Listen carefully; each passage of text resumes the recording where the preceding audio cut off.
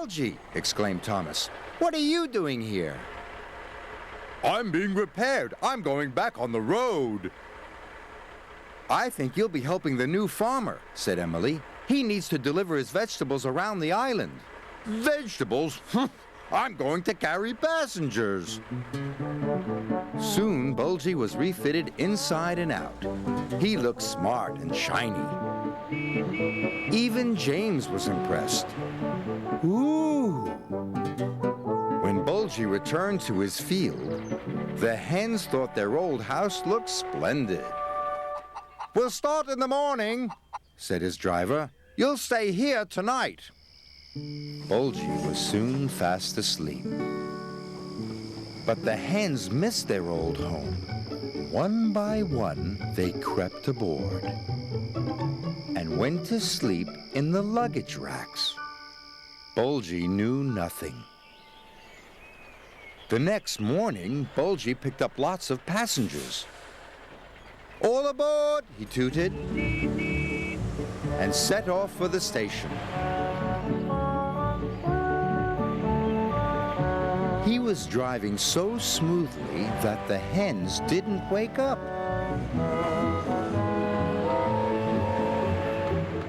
All was well until Bulgy turned a corner.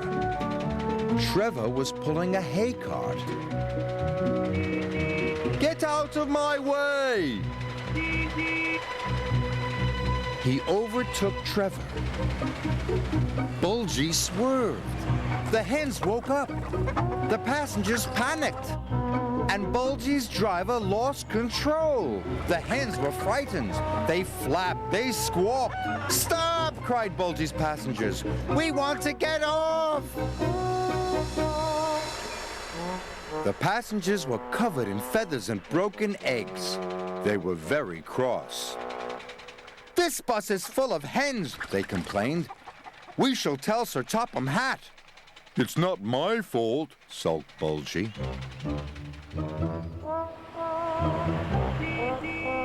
Sir Topham Hatt sent Bulgy to be cleaned. Silly hens, silly passengers, you can have them both. The farmer still needs help with his vegetables, said Emily. A vegetable bus? Hey, that's not such a bad idea. And we're back carrying passengers, smiled Thomas. Bulgy is happy now. He has new green paintwork and a smart serving hatch. Sir Topham Hatt agreed he could become the island's only vegetable stand on wheels. Bulgy likes carrying vegetables. They don't lay eggs, and they never complain.